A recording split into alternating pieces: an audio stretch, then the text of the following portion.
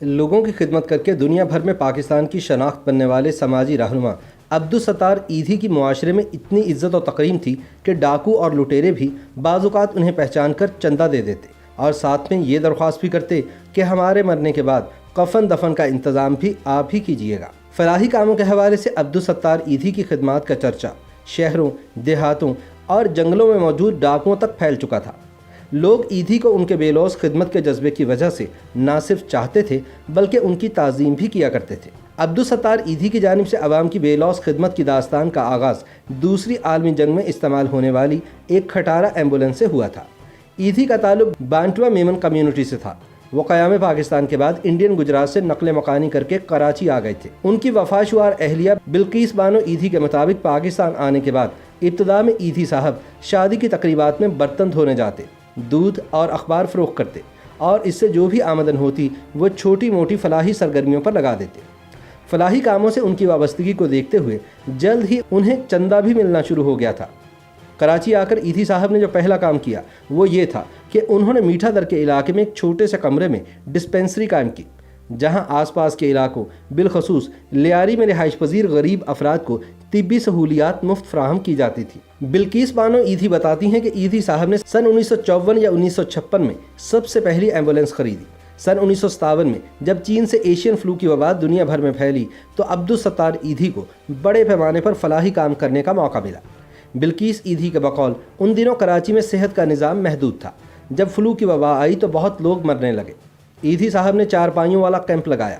وہ مریضوں کو گھروں سے لاتے تھے اور سول اسپتال میں جو ڈاکٹر اور عملہ زیر تربیت تھا ان کے پاس جا کر انہیں ساتھ اپنے کیمپ لے آتے اور مریضوں کی ابتدائی طبی امداد کا بندوبست کرتے۔ تب ایدھی نے کراچی شہر میں 17 کے قریب کیمپس لگائے تھے جہاں حکومت کی مدد سے لوگوں کی ویکسینیشن کی جاتی تھی، اور اس کے بعد عبدالستار ایدھی کا کام بڑھتا ہی چلا گیا۔ بلقیس ایدھی کے مطابق ابتدا میں ایدھی صاحب کے پاس بس ایک ہی ایمبولینس تھی، لیکن بعد میں ان کی لگن اور جنون بڑھتا گیا۔ لوگوں نے ان کی مدد کرنا شروع کی اور کچھ ہی عرصے میں ایمبولینسوں کی تعداد بڑھنا شروع ہو گئی اور آج ایدھی کی 1500 کے لگ بھگ ایمبولینسز ہیں۔ بلقیس ایدھی بتاتی ہیں کہ اس وقت ان کے پاس کئی بے اولاد جوڑوں کی درخواستیں موجود ہیں جو لاوارث بچوں کو گود لینا چاہتے ہیں، مگر اب ایسے افراد کو دینے کے لیے ان کے پاس بچے ہیں ہی نہیں۔ ایدھی کے جھولا پروجیکٹ کے بارے میں بلقیس ایدھی کا کہنا ہے کہ پہلے کچرے کے ڈھیروں سے روزانہ نومولود بچوں کی لاشیں یا زندہ بچے ملتے تھے۔ اس صورتحال پر ایدھی صاحب رات کو بیٹھ کر مجھ سے مشورہ کرتے تھے۔ وہ پڑھے لکھے نہیں تھے، میں بھی زیادہ پڑھی لکھی نہیں تھی۔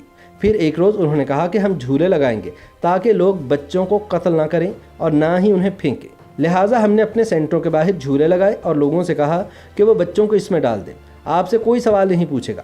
بلقیس ایدھی بتاتی ہیں کہ ہمارے اس اقدام کی علماء نے بہت مخالفت کی اور ہمیں جہنمی قرار دے دیا۔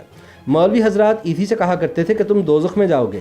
انہوں نے ہمیں کافر قرار دینے کے فتوے بھی دیے، لیکن ایدھی صاحب ڈٹے رہے اور ان کا ملا حضرات کو یہی کہنا تھا کہ مجھے تمہاری والی جنت میں نہیں جانا۔ بلقیس ایدھی کہتی ہیں کہ ان کے شوہر کی معاشرے میں اتنی عزت تھی کہ کئی مرتبہ ان کا ڈاکوؤں سے پالا پڑا تو انہوں نے پہچاننے کے بعد ایدھی صاحب سے نہ صرف معافی مانگی بلکہ ان کو چندہ بھی دیا۔ انہوں نے بتایا کہ ایک روز رات کے وقت وہ ٹی بی سے مرنے والی ایک نوجوان لڑکی کی لاش لے کر سانگڑ جا رہے تھے کہ راستے میں گھوڑوں پر سوار ڈاکو نے روک لیا۔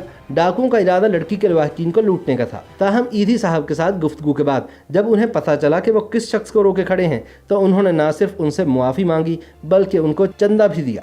ڈاکو نے کہا کہ جب ہم مر جائیں گے تو ہمارے ماں باپ بھی ہماری لاشیں لینے نہیں آئیں گے، لیکن ہمیں یقین ہے کہ آپ ہماری لاشوں کو لینے آئیں گے اور دفنائیں گے۔ بلقیس ایدھی کا بقول نوری آباد ٹی وی سینٹر میں ایدھی صاحب نے اپنی زندگی میں ہی 2 قبروں کی جگہ کی نشاندہی کر دی تھی تاکہ مرنے کے بعد میں اور وہ اسی جگہ دفن ہوں۔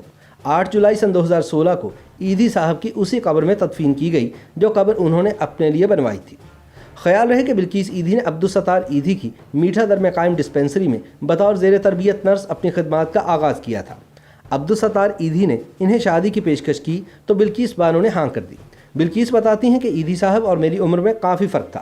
کئی لڑکیوں نے منع کر دیا تھا کہ ان کی داڑھی ہے، لیکن جب میری والدہ نے مجھ سے پوچھا کہ کیا تم عبدالستار ایدھی سے شادی کرنا چاہتی ہو تو میں نے ہاں کر دی۔ بلقیس بانو کہتی ہیں کہ شادی کے بعد میں اکثر لڑتی جھگڑتی تھی کیونکہ ایدھی صاحب نے کبھی نارمل گھریلو زندگی نہیں اپنائی، اپنا گھر لے کر نہیں دیا۔ میں ان کے پاس رہتی تو ہمارے بچے میری والدہ کے گھر رہتے تھے۔ میرے 3 بچے ہوئے تو انہوں نے وہیں ٹی بی وارڈ کھول لیا۔ ڈاکٹرز نے کہا کہ آپ کے بچے چھوٹے ہیں، اب یہاں ٹی بی وارڈ کھل گیا ہے، آپ یہاں سے چلے جاؤ۔ تو ایدھی صاحب نے مجھے میری ماں کے پاس بھیج دیا۔ لیکن دلچسپ بات یہ ہے کہ بلقیس ایدھی آج بھی اسی ڈسپینسری کے ایک کمرے میں رہتی ہیں۔ اس 3 منزلہ عمارت میں فرسٹ فلور پر انتظامی دفتر اور مردوں کا دواخانہ ہے، دوسری منزل پر میٹرنٹی ہوم اور بلقیس ایدھی کا کمرہ، جبکہ تیسری منزل پر 5 سال تک کی عمر کے بچوں کے کمرے، کلاس روم اور کچن ہے۔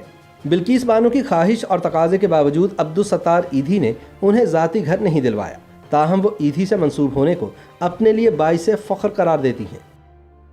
YouTube پر گوگلی نیوز دیکھنے کے لیے youtube.com کی سرچ بار میں googly news T V type کریں۔ گوگلی نیوز کے پیج پر سرخ رنگ کے سبسکرپشن والے بٹن پر کلک کرنا نہ بھولیے۔ YouTube پیج پر اپلوڈ ہونے والی ویڈیوز سے باخبر رہنے کے لیے بیل آئیکن پر کلک کیجیے۔ آپ کو ہر نئی ویڈیو کے بارے میں نوٹیفیکیشن موصول ہو جائے گا۔